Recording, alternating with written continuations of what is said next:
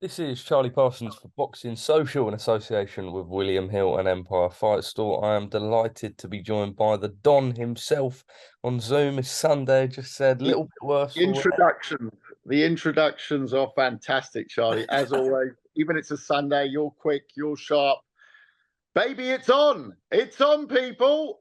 Yes, yes, yes. KSI Tommy Fury.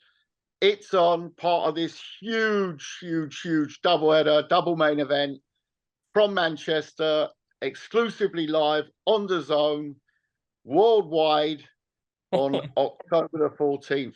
Back to where this scene all started. Manchester, get ready. You're going to never have seen a week like this. It's going to be absolutely insane. I saw the announcement on Friday night, which was put out by themselves by KSI and Logan. You see the numbers that's done. And, you know, KSI Tommy Fury this year will break all pay-per-view records. It's going to be absolutely huge. And when I say it's going to melt the internet, I don't think I'm exaggerating. I know promoters like to exaggerate, but on this one, I think I'm understating it. I actually think you are. I put something out myself.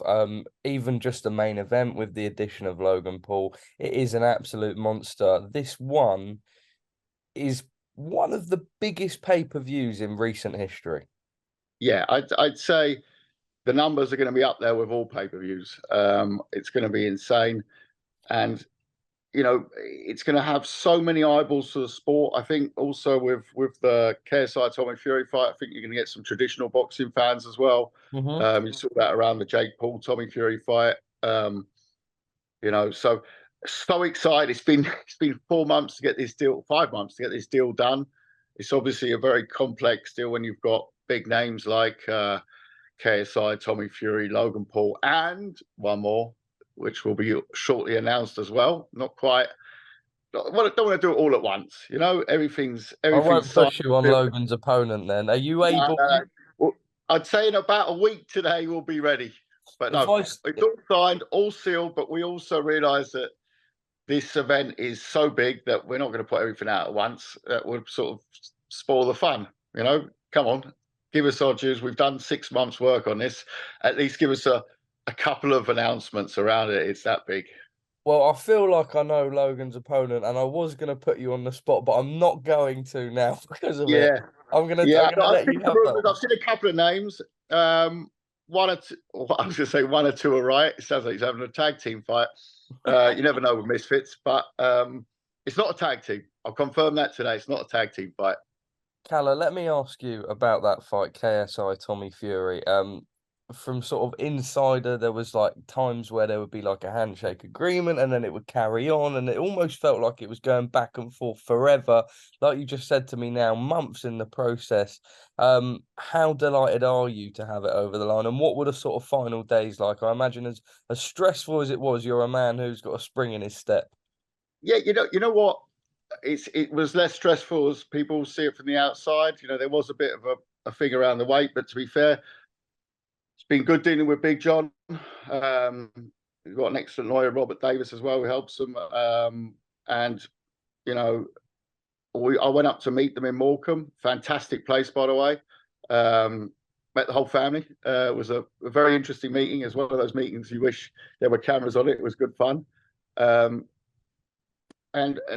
I think on that day, we already agreed that fight was going to happen. It was, of course, there was a few I's to dot and T's to cross and some dollars to be found. And that's what it's about. John went on record recently saying it's about money, of course, and it's professional. You know, it's paid entertainment, isn't it? You know, it's so it was a commercial partly, but also don't forget we had to marry up the whole event in terms of the venue.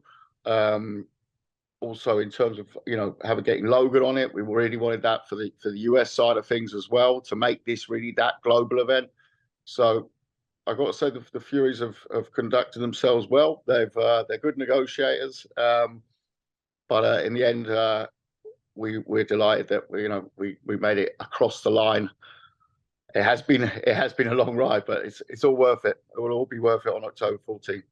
Kalle, I don't want to keep you for too long. KSI is your man. He is the man who sort of has managed to launch Misfits into what it is, along with yourself and Mams.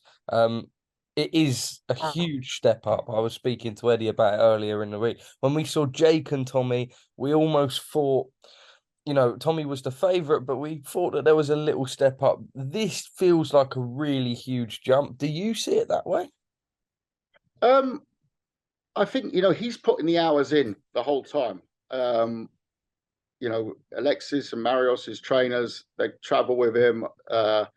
They've got a lot of experience in the game, and he dedicates himself to the sport of boxing as a professional does. Now, as a professional, you've also got to take that leap of faith, so to speak. And this is a very calculated decision. It's a decision that we didn't take lightly, but it's also one, KSI is all about that, making legacy. He says it every time he's out, and it's something that he and we feel very confident in. On that, is if he wins against Tommy Fury, is that the last time we see KSI in the ring? No, I mean, there's obviously one or two other names out there, but at the same time, we're not looking past October the 14th. It's such a big event. It's boxing. It's going to be electric. Just looking forward. Really, really excited for this one, Charlie. Kalle, I'm not going to take up too much of your time. World of boxing as a whole, we saw Chris Eubank Jr. Has parted ways with Roy Jones. Are you able to sort of shed any light? We know he's out in Vegas. We thought he was perhaps training with Roy out there. Do you know who he is training with? Well, I was out there with him last week. He certainly is in training. He's in great shape. I think he wants to do something a bit different for this fight, for the rematch. Obviously, when you lose the first fight, you've got to adjust things. He's training like a beast in Vegas, really is. He's going to come in with a bit of a different game plan this time, and that's really what this is about. So, listen, he's been around the block. We mustn't forget he grew up in a institutionalized boxing family, around boxing his whole life, around gyms his whole life, around camps his whole life. He knows exactly what he's doing. And September the 2nd, you're going to see some fireworks live on Sky Sports box office. Are you able to give us a clue as to who is training him? Not just yet. I put my name on the list, but wasn't accepted. That's the only thing I can confirm. But no, joking aside, he's in a great place there in Vegas. I've got to say, he's really, and I know you see these things on Instagram, him at parties and whatever, but he's getting in 2 massive sessions a day. I think the approach to weight will be very different on this fight as well. That pound under, it sounds so little, but at the same time, it's a lot because too much, yeah. Too much. He's got that extra pound he can bring in, and that was miscalculated on the last 2 fights. He's coming a pound under for no reason. That's something he's going to be looking at, But at the end of the day, he knows exactly. He's in a good place in terms of what he knows what he needs to get the job done. Revenge or revenge. Well, lastly for me, you're in a good mood. I'm not going to dampen this mood. I know you're always asked. You know I'm going to ask you, Kalle.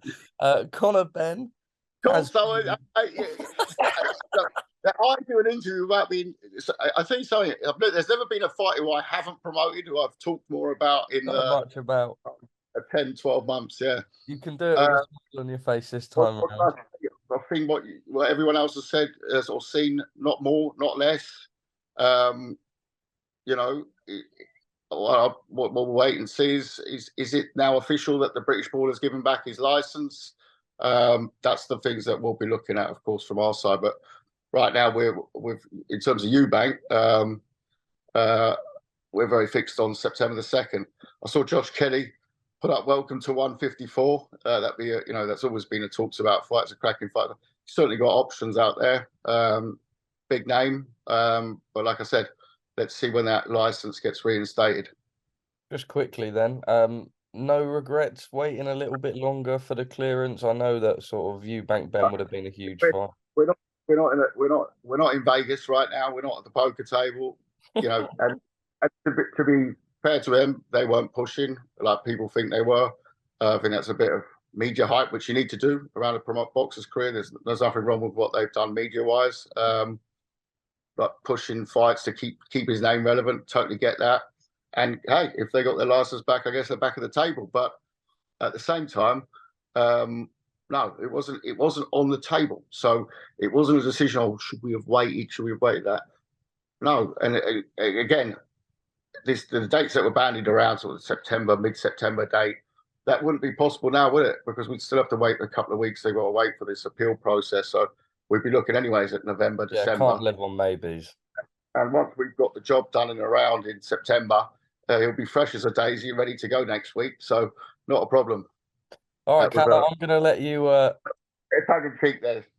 I'm gonna Before let I get swagger yourself about. Thank you for breaking this with me, and yeah, top man, thank you for speaking to us at Boxing Social.